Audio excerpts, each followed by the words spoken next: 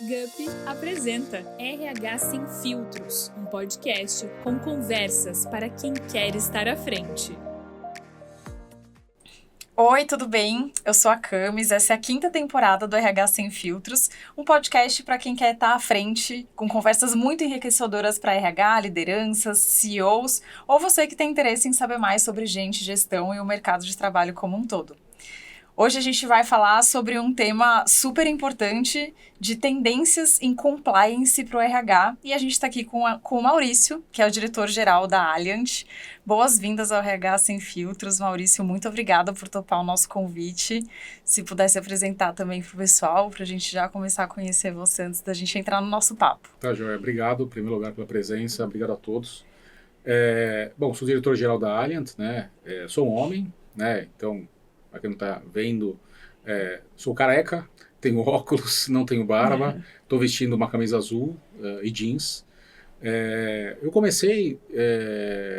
eu sou engenheiro de formação, mas eu digo, sempre brinco que eu me redimi porque eu fui fazer mestrado em administração. Então, eu consegui sair um pouquinho da área e sempre gostei da área de serviços, né? Eu acho que Legal. a gente quem gosta de servir, quem gosta de resolver problemas, ajudar os outros, é a área que eu sempre me identifiquei. Comecei em consultoria, depois tive uma empresa de tecnologia e fui para a Alliant, vamos dizer, para a empresa, né, para o grupo Alliant, entrei faz coisa mais de 20 anos, né? Sempre trabalhei com tecnologia, depois fui trabalhar com inovação, implantar inovação, a área de inovação dentro da empresa, e coisa de 2 anos e pouco atrás, assumi a Alliant, que é a nossa Legal. empresa de serviços e plataformas de compliance. Muito bom. E olha, a gente combinou de fazer audiodescrição e eu esqueci de fazer a minha, né? Perdoe o cérebro da mulher grávida, por favor. Parabéns, que legal. Obrigada. Mas eu sou uma mulher branca, tenho o cabelo cacheado na altura do ombro, ele tá meio preso hoje, tô aqui vestindo uma camisa preta também. Aqui no nosso fundo tem o estúdio do RH Sem Filtros, que é uma parede cinza fazendo curva com uma parede azul e o logo do RH Sem Filtros na nossa televisão também. Só para, né, não deixar de fazer. Mas muito legal, Maurício. Então, você já está aí um tempinho, né, à frente da Alliant. E aí, para a gente começar, né, o papo, dar um contexto até sobre o tema para as pessoas que estão ouvindo a gente, de forma geral, Maurício, o que é compliance e ESG? Só um contexto geral aí no seu entendimento e como que você tem visto no mercado também. Legal.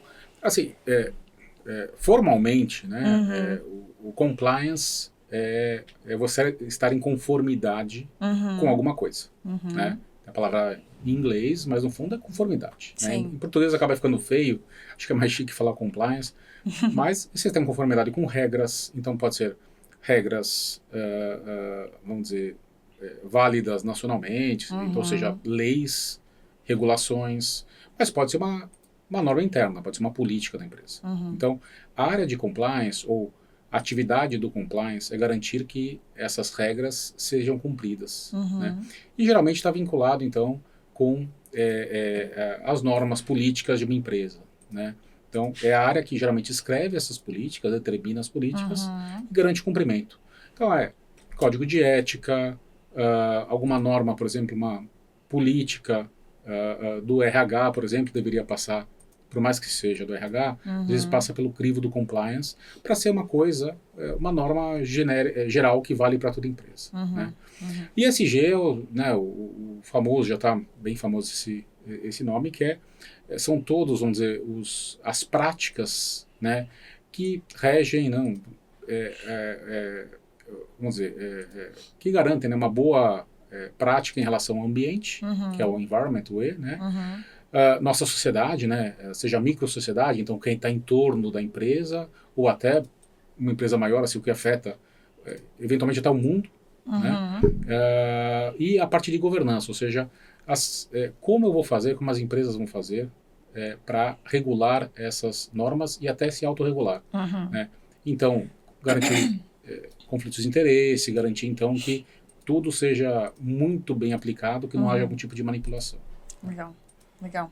Estão super relacionadas, né, essas áreas, assim. E ESG é um termo que veio ganhando destaque, né, nos últimos tempos, mas já há um tempo já é presente, né, dentro da maioria das empresas. Sim. Você vê que ele foi evoluindo, foi criando novas ramificações, assim. Como que você tem visto essa evolução, vocês na área também? O ESG, ele, assim, ele cresceu bastante nos últimos anos, tem se falado muito, né? Porém, é uma coisa incrível, né? Não existe ainda uma norma global, né? E assim, até no RH ou em qualquer local, assim, geralmente você tem alguns padrões globais para você seguir, né? Porque você quer se comparar, acho que o mais importante é a comparação, né?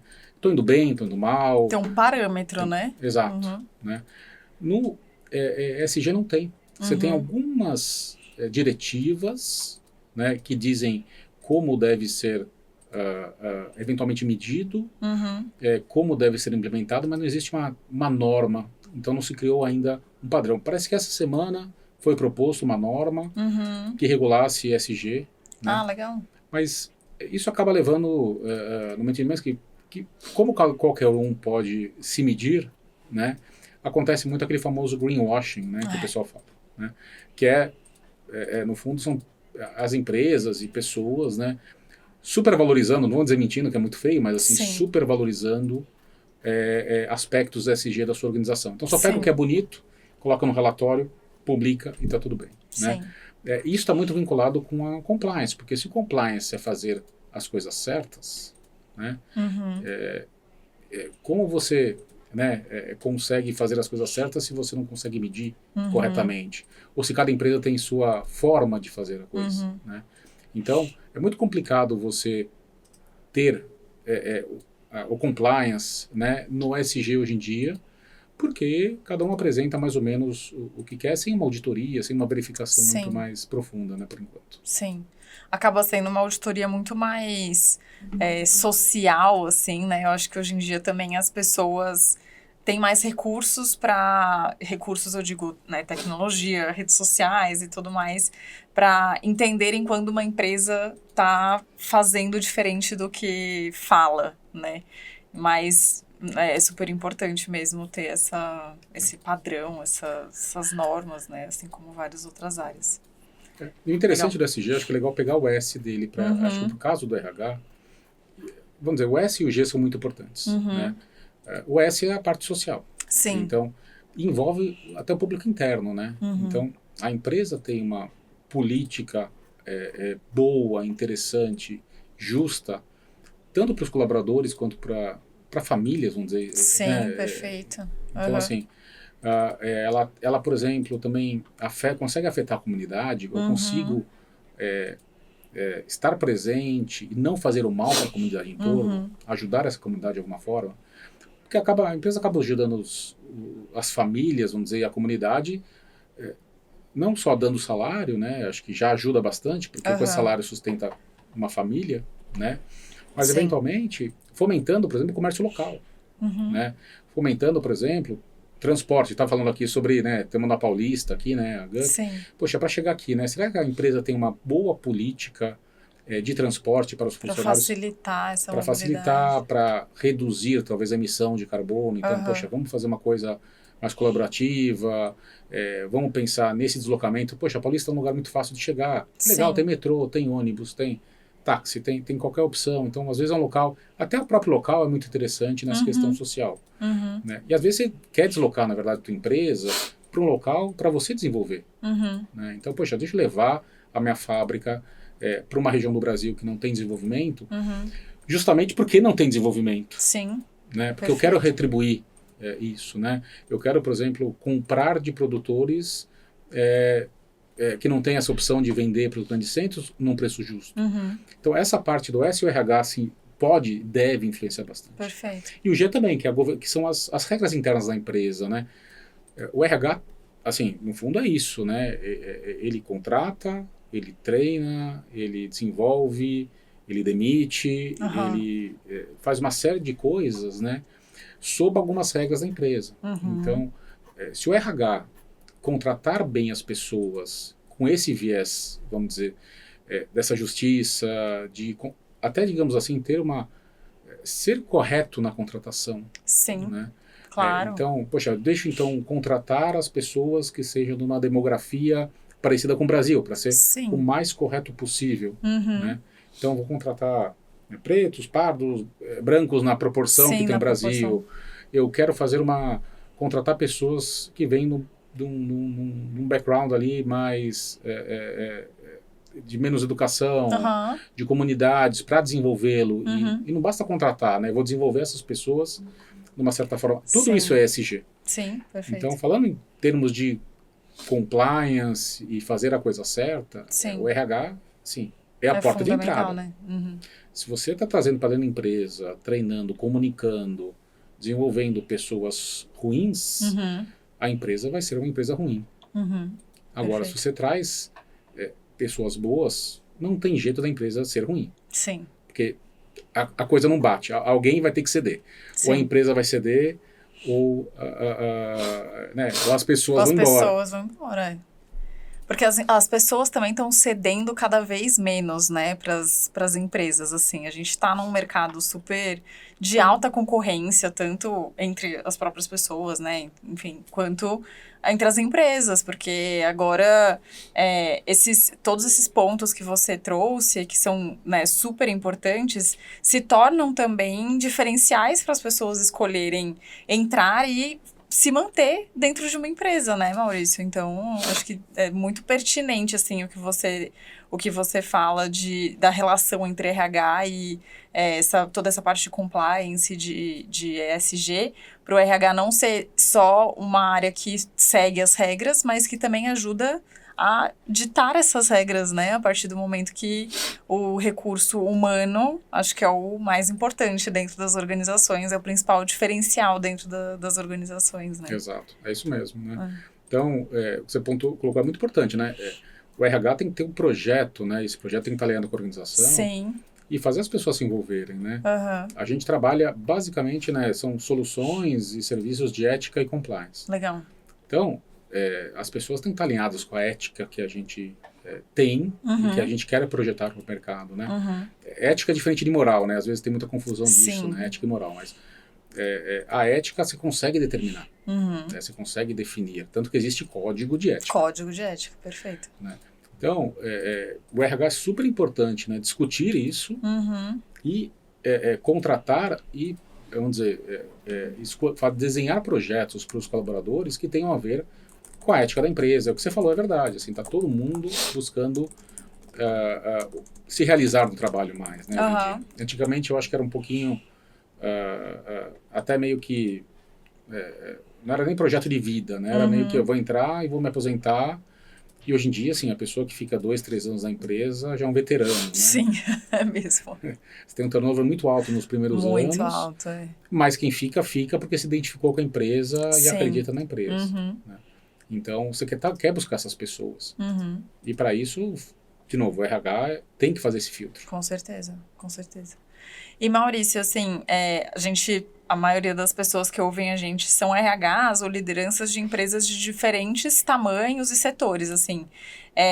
Uma empresa menor, por exemplo, de pequeno porte, que não sabe por onde começar, né? É importante, desde o começo, independente do tamanho da empresa, olhar para essas políticas de compliance, de ESG, porque às vezes talvez uma empresa tenha uma ideia de que não tem que...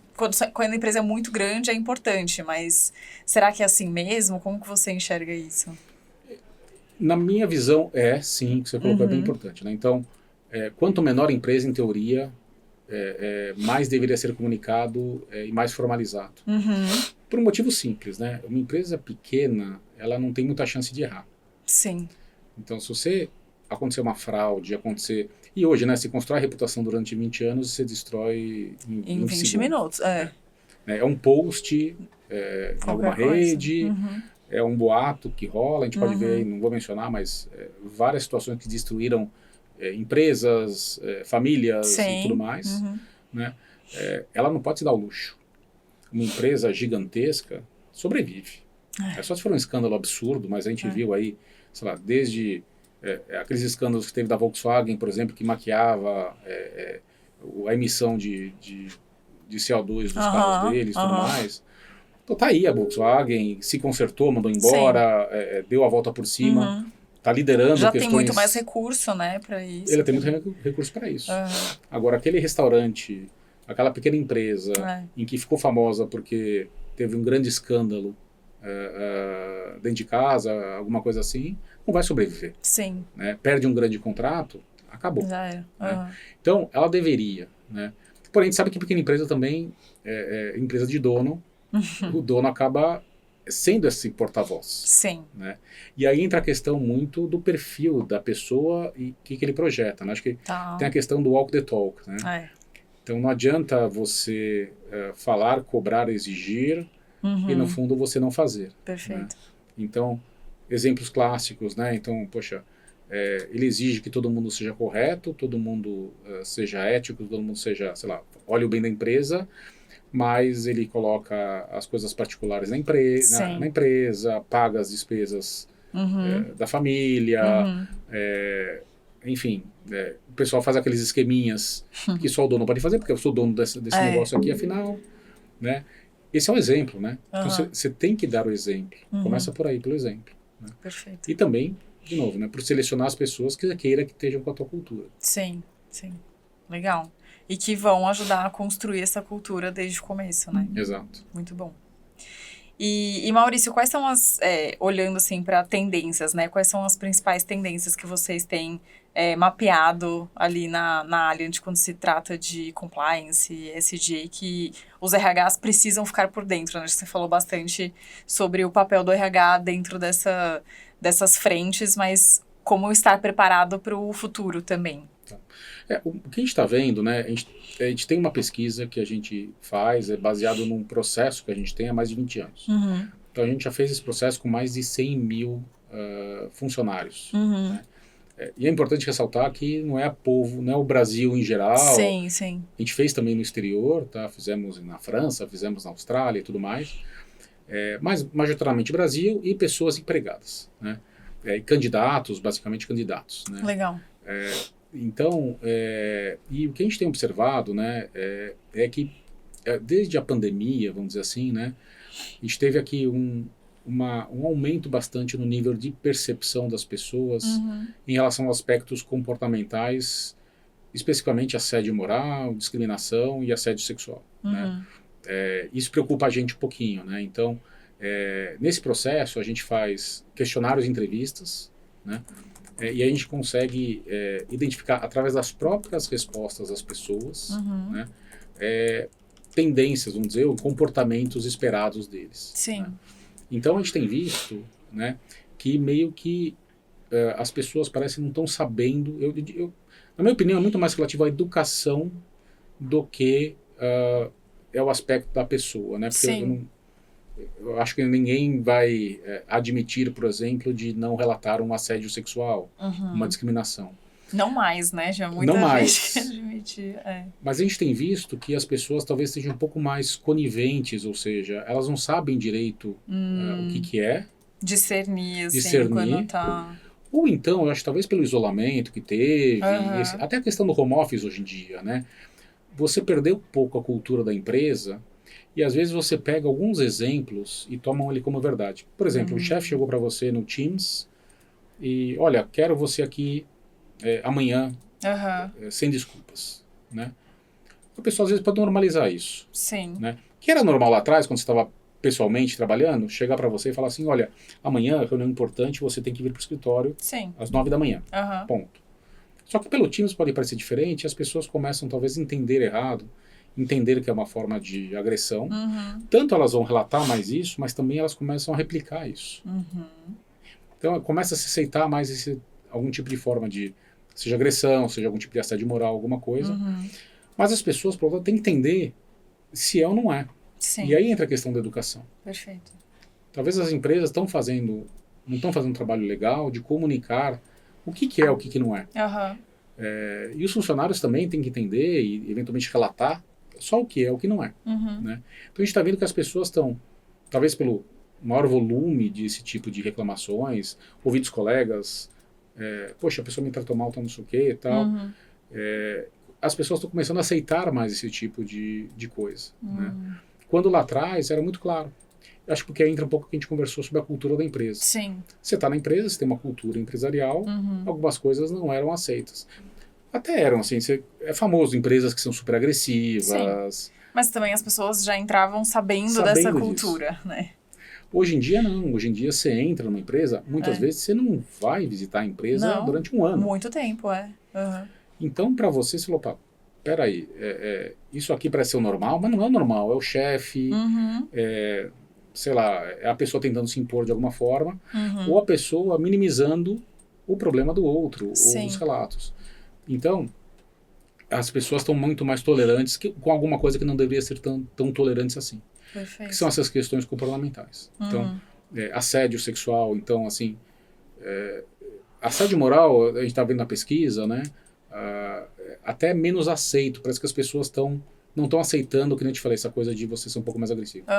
Mas assédio sexual tem um certo grau não vou dizer aceitação, mas de entendimento de que, olha, não foi muito o que eu quis dizer, ou ela está minimizando o fato, ele está minimizando o fato um pouquinho, vamos ver o que é e tudo mais. Quando, poxa vida, né? Uma relação de chefe subordinado, o chefe convidar a subordinada para sair, para jantar, para um happy hour, insistentemente. Sim, sim. E a pessoa minimizar isso não é muito correto. Sim. Né? Então, é importante tentar identificar esses comportamentos, essas pessoas. Tem pessoas de perfil assediador, existe, infelizmente. Sim, infelizmente. Né? Foram criados assim, ou foram treinados assim, tiveram muitos exemplos assim. Né?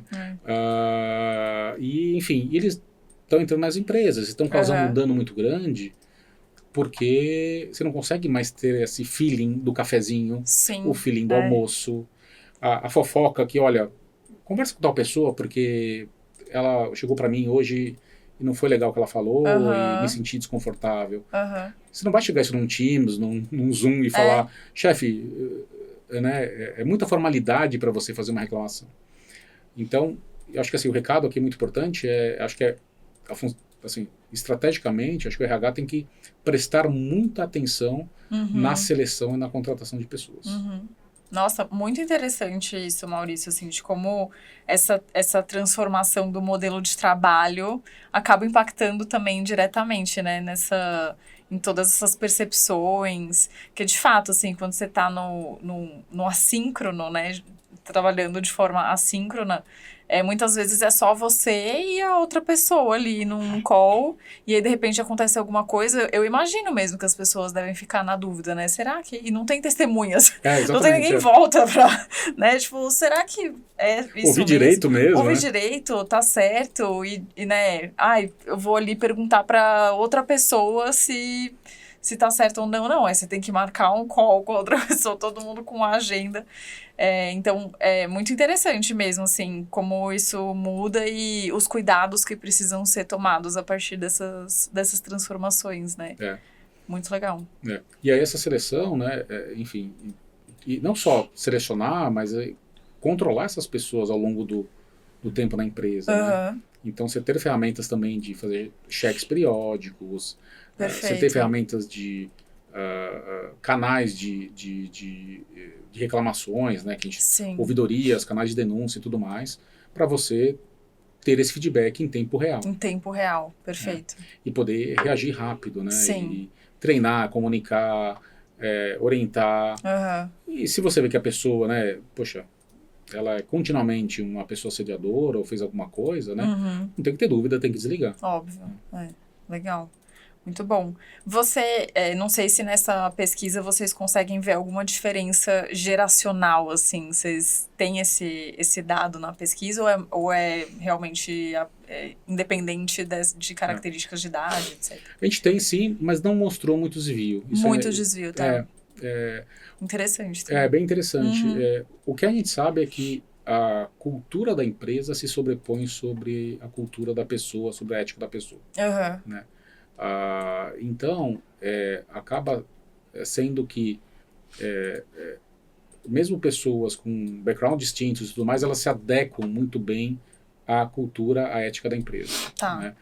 Então, esses perfis, né, acabam sendo muito mais, acho que daquelas pessoas que têm uma propensão para isso, né, e que, enfim, acabaram não conseguindo se adequar por alguma forma, né, ou então, talvez, até exemplos, né, que ele acaba tendo, que a gente conversou, né, então, pegou um chefe que tem esse estilo, Sim.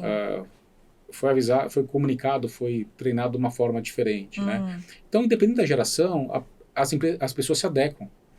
Então, se você pega uma empresa um pouco mais leniente, um pouco menos... É ruim falar a palavra mais controladora, no sentido de...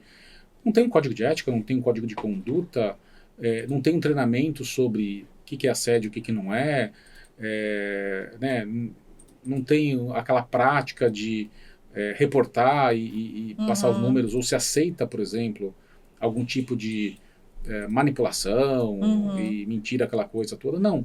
Poxa... Não bateu a meta, mas infla aquele número lá no final, que tá tudo bem, ninguém vai checar, né? Isso acaba refletindo muito mais na pessoa do que na pessoa na empresa, o contrário. Entendi. Então, geração que a gente tem visto, né, não faz muita diferença, faz muito mais a cultura que você quer colocar na empresa. Entendi. Legal. E sempre vai ter as exceções, sempre vai ter essas pessoas que são um pouco mais flexíveis e que, enfim, vão um pouquinho contra a regra. Né? E tem as pessoas... que a gente chama dos psicopatas, né? Ruim falar, mas que são pessoas que vão fazer isso, eventualmente é uma doença, né? Uma pessoa assediadora, né? Fez na primeira empresa, na segunda, na terceira, na quinta, tem fama no mercado, poxa vida, né? O que ela continua fazendo? Ela não percebeu que o mundo mudou? Sim. Às vezes é o jeito dela, nasceu assim. E tem vários outros fatores, né? Também, além do profissional da pessoa. Exato, Tem, desde cleptomaníaco, né? Que é uma doença, né? E você pegar uma pessoa dessas na empresa e, enfim, né, vai eventualmente gerar algum problema, né? Se colocar ela no financeiro, então, contas a pagar, alguma coisa assim, né? Então, tem pessoas que isso você não tem o que fazer, né? Nem, assim, esquece, né? Então, você tem que trabalhar quem não tem esses problemas, né? E essas pessoas têm que trabalhar com a cultura, com a boa seleção de pessoas, com bom treinamento, boa comunicação, né? Mas esse filtro inicial é fundamental, né? Sim. Porque se costuma trabalhar, todo RH trabalha aquele, né, o chá famoso, né, com conhecimentos, habilidades, atitudes. Né? Então você quer contratar pessoas com bons conhecimentos técnicos sobre o que você quer fazer, com habilidades, seja interpessoais, seja de comunicação, seja alguma habilidade manual específica, etc. E com a atitude correta. Né? E a gente é muito bom na seleção em conhecimentos e, eventualmente, habilidades. Conhecimentos, você faz testes de matemática, testes de português, o chefe te pergunta se você sabe fazer tal, se teve experiência, se olha, né, já trabalhou numa empresa que é similar à nossa, na função, então deve ter o conhecimento. Isso se checa muito fácil. Né? Habilidades, você detecta na entrevista. Né? Poxa, a pessoa sabe se comunicar, ela veio vestida, então ela já tem um senso de... tá bem ligada para uma entrevista, né? Não veio largada. Enfim, você consegue testar uma série de habilidades, eventualmente, numa entrevista. Mas a atitude, você consegue pegar se a pessoa não atrasou, talvez que ela é uma pessoa proativa, ela entrou antes. E que mais você consegue pegar numa entrevista? Em relação à atitude da pessoa. É muito pontual, né? É uma avaliação. E a gente não tem testes que peguem atitudes de pessoas. Né? A não ser que você jogue todo mundo que você está selecionando num teamwork gigantesco. Né? Enfim, e ver como a pessoa se comporta em trabalho em grupo, alguma coisa assim, se ela é um liderado, nata, não é? Mas acaba indo muito mais para habilidades do que um pouquinho de atitudes. Né? Mas esse ponto ninguém checa muito bem. E aí que entra o que a gente chama, né, o teste de integridade, né? Enfim, que a gente consegue detectar. A ideia é pegar as atitudes da pessoa frente a dilemas éticos. Né? Então, a gente coloca a pessoa numa série de dilemas éticos e baseado no que ela responde, a gente só usa que isso que é interessante, né? Não é um teste psicológico, não é nada, são as respostas que o próprio candidato dá pra gente. Então, ele fala, a gente coloca alguns dilemas e ele responde pra gente E a partir de quase 100 perguntas e respostas, a gente consegue identificar se a pessoa tem algum tipo de flexibilidade, vamos dizer assim, se ela aceita algumas coisas ou não. Né? A gente complementa com entrevistas também, que é uma segunda fase que se faz. E o que é interessante, né? Na entrevista a gente estressa alguns pontos, né? A gente devolve para a pessoa, olha, você no teste você falou isso, né? Explica para mim, né? A gente vê como a pessoa responde, se a pessoa respondeu bem, se ela ficou nervosa na hora de responder, se ela teve algum tipo de comportamento diferente, seja verbal, seja não verbal. Então, por exemplo, a gente está falando aqui, né? Se de repente você me faz uma pergunta, eu começo a gaguejar. Poxa, eu estava falando bem toda a entrevista, o podcast. De repente você perguntou alguma coisa sensível sobre mim e eu comecei a gaguejar. Por que eu comecei a gaguejar? Porque minha voz mudou? Porque eventualmente eu me afastei de você? Tem alguns truques interessantes, né? Que você sabe até em festa, quando você vai, por exemplo, né? Você está falando com a pessoa, ela começa a virar para você e o pé começa a apontar para longe. Claramente ela quer ir embora, né? Assim, esses sinais são importantes numa entrevista também que a gente faz. Então, a gente valida, né, todos os nossos testes, as respostas com as entrevistas e cria esse perfil da pessoa especificamente em relação a esses aspectos de normas, ética e, em geral, né, até postura em relação a alguns tipos de situações que nem eu coloquei, né, assédios, discriminação e tudo mais. Legal. Interessante, assim. E aí, principalmente quando você, né, de repente está falando de cargos de liderança, de pessoas, né, é importante ter esses momentos de avaliação que, claro, vão ser recortes ainda assim, mas já dá para ter uma noção bem melhor, né, do que... pelo menos a gente é um pouco de luz na escuridão que a gente teria sobre o perfil da pessoa, como ela é, né? E para todo cargo serve, né? A gente já fez, por exemplo, para operadores de máquinas pesadas, e o foco era a gente tentar identificar pessoas que aceitavam drogas. Por quê? Porque se a pessoa chega drogada, por exemplo, para operar uma máquina pesada, a chance de um acidente é altíssima. N vezes maior. Lógico. Então, por exemplo, até nível operacional é importante. Porque, e naquele caso teve, por exemplo, uma denúncia de consumo de drogas entre esse pessoal. Tinha um contexto. Tinha um contexto. Perfeito. Né? Então vamos identificar, e era importante mais para preservar né? As próprias pessoas. Não era apontar o culpado, nem se achou, na verdade, mas descobrir-se, por exemplo, que tinha nesse grupo um autoaceite de drogas recreativas. Né? Normal, todo mundo, meus colegas, meus amigos, e aí tem aquela questão que a gente interpreta, poxa vida, se meus amigos aceitam um tipo de droga, e eles são meus amigos, naturalmente eu também aceito. Sim. É uma correlação direta que dá para fazer. Né? Porque se eu sou aquele cara Caxias, que não aceito droga, que sou contra, eu não vou ter amigos que todo o meu círculo familiar, todo o meu círculo de amigos e tudo mais aceitam drogas. Né? Então, naturalmente, a gente faz essa correlação e, então o pessoal tem um nível de aceitação maior sobre drogas e, naturalmente, podem vir a consumir drogas. A gente não foi atrás, não buscamos nada e tudo mais. Mas você mostra que a pessoa é flexível em relação a isso. Né? E podemos levar e vai subindo cargos, chegando até nível de vice-presidente, presidentes, CEOs de empresas. Enfim, que tem casos também, muitos casos, de algum tipo de... que nem eu falei, né? Mesmo o perfil assediador, vamos dizer assim, um perfil muito forte, um perfil duro, às vezes casos de diretores financeiros que tinham algum tipo de vício. Então, vício em jogos hoje em dia é muito comum, né? Não vou dizer o tigrinho hoje em dia, né? Mas é muito acessível. Apostas e tudo mais. Sim. E a pessoa começa a consumir o salário, começa a consumir os bens da casa e se sente uma grande pressão. Perfeito. Porque sem dinheiro, você sabe, onde não tem pão, ninguém tem razão. Né?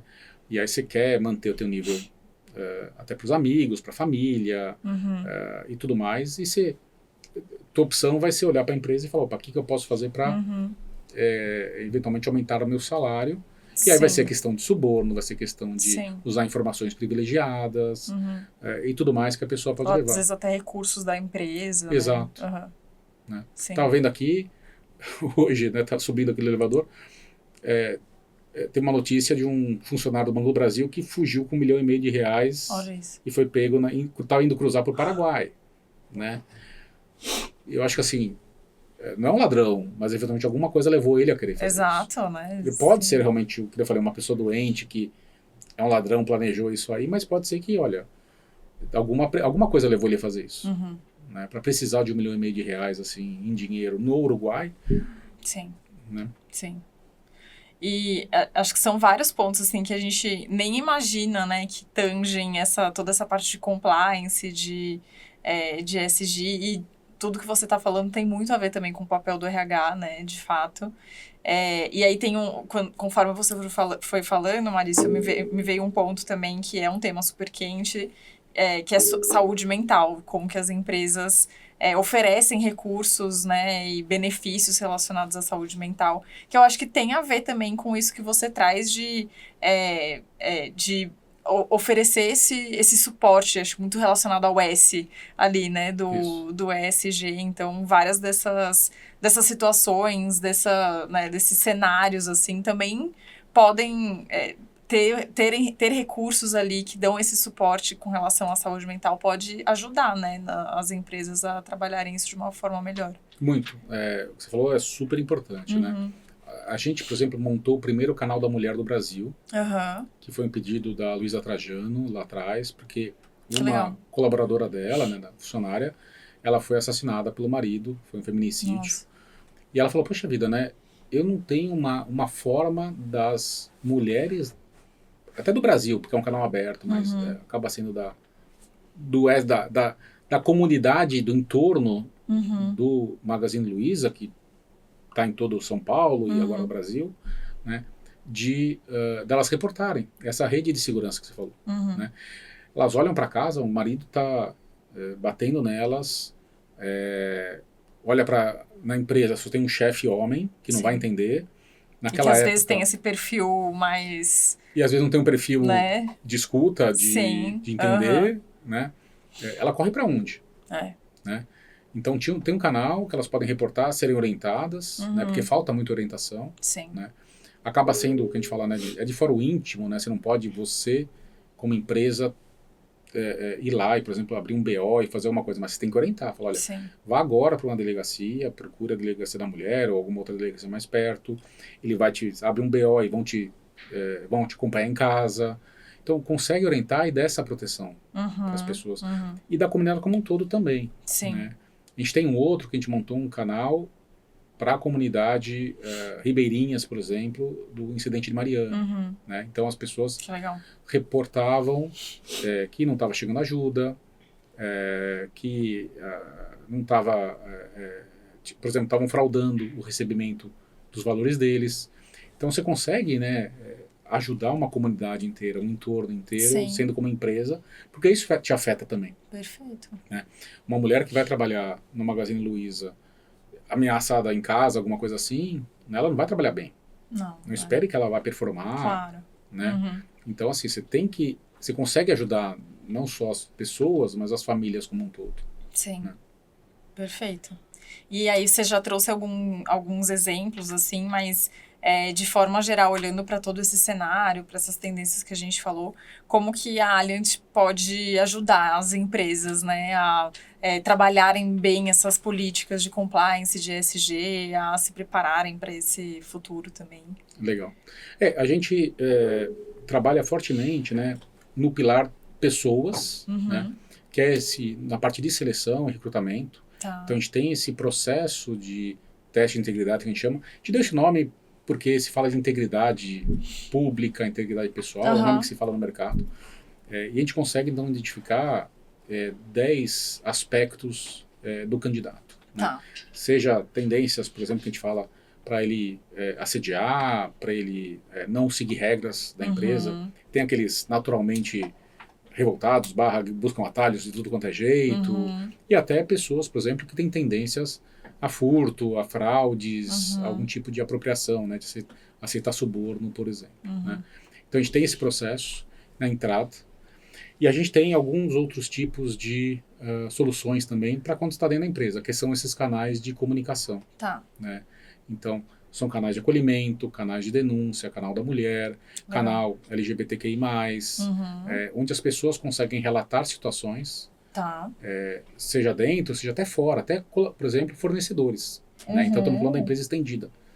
Um fornecedor pode usar um canal desses para falar, olha, eu fui achacado, estão exigindo A, B, C de mim,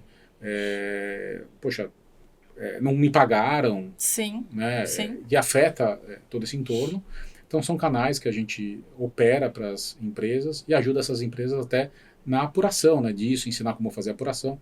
Legal. Porque não é fácil também, né? Acho que, falando aqui para o nosso público de RH, eu acho que assim, as piores situações são aquelas que não são muito claras. Sim. Né? Então, uma situação provada, comprovada, tudo mais, é fácil decidir. Sim. Né? Você decide manter a pessoa, vou treinar, vou tentar reter, ou então eu vou demitir. Fácil. Agora, e aquela situação onde você tem uma situação que nem você colocou, né? Líder, liderado, sozinhos, uma denúncia de um lado, uma negação do outro. Que fica a palavra de um contra o outro. Como você vai agir? Como o RH tem que agir? E a pior coisa que o RH pode fazer é confrontar. E isso é muito comum. Não, vamos chamar os dois lados e vamos entender juntos. Só piora a situação. Piora porque você está expondo Sim. a pessoa que fez a denúncia. Sim. Essa pessoa já tem um medo natural de... Ela relutou muito para fazer a denúncia, ou para reclamar, ou para conversar com o RH.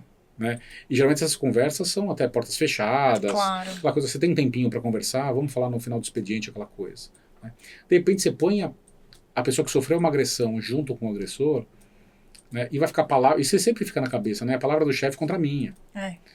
E a empresa, assim, e no final o RH acaba não decidindo, ele recomenda, mas quem decide é o chefe de verdade. Né? Imagina um gerente de vendas super agressivo, que assedia os vendedores de forma... só que ele é super bem sucedido. Ele bate meta, ele vende, ele tem os principais clientes na mão. Quem vai ter a coragem de demitir essa pessoa? Então você tem que fazer uma apuração isenta, uma apuração muito discreta. Então não é fácil para o RH resolver essas questões. Então ele tem que contar também com rede de apoios. Né? E a gente também ajuda nesse sentido. Então a gente, a Ariant, enfim, a gente tem uma... Sabemos fazer, só para você ter ideia, a gente fez este ano já mais de 1.500 entrevistas de assédio. Olha só. Que são entrevistas em que a gente, como uma parte neutra, não interessada, entrevista as duas partes, e através dessas técnicas de entrevista e tudo mais, e a gente vai até a apuração, né? Então, poxa, a pessoa falou isso, bom, vamos ver se realmente no Teams, se no WhatsApp, é verdade, porque também pode ter denuncismo, né? O funcionário querendo uma vingança do chefe, porque alguma coisa. Então, vamos verificar, realmente falou isso, não falou, tem evidência não foi falsificada, porque hoje em dia também você consegue fazer um fake aí de qualquer coisa, né? De voz, até de rosto e tudo mais, né? Vamos verificar. Aconteceu, qual é a situação e tudo mais, e a gente dá a nossa recomendação, o que fazer também. Né? Como um apoio para o RH, para ele levar para a chefia e falar, olha, tem uma empresa aqui, ela avaliou de forma independente, não tomei lados, né? E a conclusão deles foi essa. Legal. O que vamos fazer? Né? Então, esse apoio também é importante, porque essas são as decisões mais difíceis que tem. Com certeza. Né? Quando está tudo indo bem, é tudo ótimo. Quando está mal, você sabe o que tem que fazer. Agora, opa. Né? E onde estão os principais riscos, assim, né? Eu trabalho com relações públicas aqui na GUP, então você contando essas coisas, eu já fico imaginando aqui, né? Meu Deus do céu, se acontece alguma coisa, se vaza, né? Porque qualquer decisão, tomada de decisão errada, nesses casos que são muito sensíveis, assim, pode ter uma repercussão super maior e, né? É o que você falou lá no começo, uma reputação que é construída em tanto tempo acaba se destruindo. Né? Imagina um LinkedIn, né? Um post no LinkedIn, a pessoa, estou saindo da empresa X, porque por causa disso, não teve né, nenhuma atitude, reclamei 10 vezes, tá aqui minhas 10 denúncias, falei com tal pessoa, e no final eu fui demitida. Acaba com tudo que você construiu. Marca empregadora, imagina. E existem recursos, né, Maurício? Acho que você trouxe N exemplos aí de recursos, de ferramentas, de, né, suporte que estão aí disponíveis no mercado. A Alliant é um exemplo, então acho que também vale esse investimento, né? Vale esse esforço, porque é uma coisa que vai tanto ajudar no sucesso da empresa, porque as pessoas, né, se sentem melhor numa empresa que proporciona esse ambiente de segurança, né, de espaços para as pessoas também conseguirem falar, e em toda a parte também de pessoas, de imagem, são muitas frentes impactadas, né? Exato. E vale porque assim, vai acontecer. Vão ter situações dessas, né? Acho que não tem uma empresa no mundo que não se deparou com algum tipo de dilema, né? Claro. Então, situações muito críticas, problemáticas. E é importante você ter tido essas ferramentas, porque você consegue depois explicar, falar, olha, a gente tentou. Fizemos o A, fizemos o B, fizemos o C, e mesmo assim aconteceu, vamos rever o processo.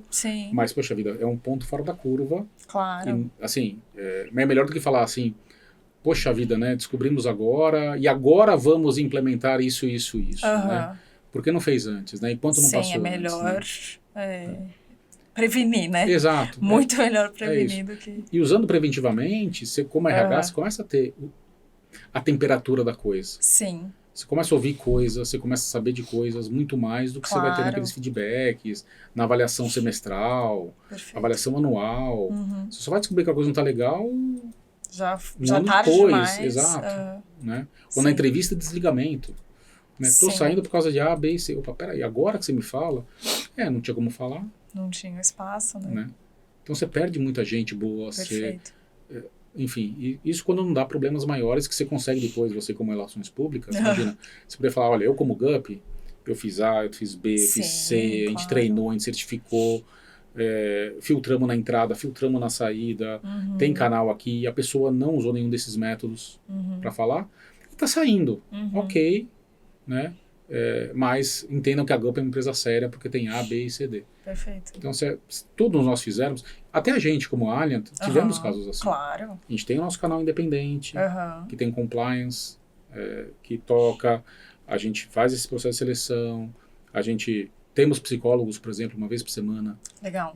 Dentro da empresa, para ajudar as pessoas, quem quiser, tiver qualquer tipo de estresse ou qualquer coisa, ou se sentir um pouco... vamos dizer, né? Quando a gente trabalha com questões éticas, né? Então a pessoa quer desabafar alguma coisa, é só marcar uma sessão. Então a gente tem toda essa rede de proteção. E mesmo assim, nós temos casos de assédio, a gente tem casos de brincadeiras de extremo mau gosto, que acabam sendo discriminação, acabam afetando. E chega uma hora que você tem que tomar uma decisão difícil. Perfeito. Né? Mas como a gente tem toda essa rede, vamos dizer, de proteção, essas soluções que a gente aplica dentro de casa, né? A gente consegue, assim, as pessoas sabem que, vou ser ouvida, né, e a coisa aqui não é para brincadeira, não é uma hora, a coisa tem um padrão, né? Legal. Muito bom. E pra gente fechar, Maurício, como que você enxerga os próximos anos aí dentro desse tema? É um futuro promissor? Tem muito que a gente precisa aprender ainda? Como que vocês estão vendo aí na Alliant também? Com certeza, acho que essa questão ética, de conformidade, ESG, enfim, não temos outra opção. Eu acho assim, o mundo não vai andar para trás, a gente não vai viver mais aquela situação em que a pessoa entra na empresa e se vê fazendo carreira durante 50 anos e se aposentando na empresa. Esquece, assim, é o desejo de todo mundo, né? Quero encontrar uma empresa maravilhosa, quero ficar. Não existe mais, mudou muito. Muito difícil, Isso aliado ao fato que a gente sabe que as empresas são feitas de pessoas, não vai mudar isso tão cedo, mesmo com IA, mesmo qualquer coisa que seja, né? É extremamente relevante você conseguir comunicar e ter regras e ter ferramentas, na verdade, que comuniquem o desejo do dono da empresa, né? Dos donos da empresa para todo mundo. Né? Isso para que serve essas soluções de ética, compliance, ou até a ética compliance como um todo. Né? Independentemente de regulação ou não, hoje em dia não é correto, por exemplo, a gente não aceita mais alguns tipos de comportamento, Sim. se aceita, ponto, Sim. acabou. Então, não tem jeito, tem que implantar, tem que ter, e não digo nem com a gente, mas assim, tem que buscar saber, conhecer. O RH tem que correr atrás também, né? Porque essa pauta ESG, que nem você falou, o S, ele é extremamente importante, é uma pauta de RH. Claro. A pauta de conformidade, de compliance, é com aqueles caras chatos do compliance, aquele cara que me enche o saco, que manda treinamento que eu não quero fazer e tudo mais. O RH também tem um papel muito importante. Com certeza. E deveria capturar até parte desse trabalho, por exemplo, justamente no treinamento das pessoas, na seleção das pessoas, no balanço de consequências. Né? Então, tem que formar esses aliados e começar a pensar na ética. Porque empresas não éticas não vão viver mais. Assim, não é só o sucesso financeiro. E cada vez mais as pessoas estão mais vocais em relação a isso nas redes sociais, no LinkedIn, qualquer notícia que tem. Assim, esquece. Não vai, empresas que não tenham a sua ética. Quer concordemos ou não concordemos, elas não vão sobreviver. Elas têm que ter uma certa ética. E isso tem que estar propagado. Tem que estar claro para todo mundo, né? Perfeito. Maurício, muito bom. Muito obrigada pela conversa. Foi muito esclarecedora, muito importante. Eu espero que as pessoas também aproveitem e ouçam com muito carinho essas recomendações, essas dicas, tudo que você compartilhou aqui com a gente foi super rico. Se você quiser deixar um último recado aí antes da gente encerrar também, mas já queria agradecer muito por topar conversar aqui com a gente e espero que todo mundo que assistiu a gente tenha gostado também. Obrigado a GUP também, obrigado a todos que assistiram a gente, que estão ouvindo. E o recado é isso, acho que assim, abrir um pouco mais, acho que assim, a cabeça e a gente realmente começar a colocar a ética, o compliance, a conformidade no nosso dia a dia. Né, perfeito. Walk the talk, né? Começar a executar e correr atrás. Muito bom, muito legal. Muito obrigada. Obrigada a todo mundo que acompanhou a gente aqui em mais um episódio do RH Sem Filtros. Até a próxima. Esse foi o episódio de hoje do RH Sem Filtros, um podcast com conversas para quem quer estar à frente. A gente se encontra no próximo episódio.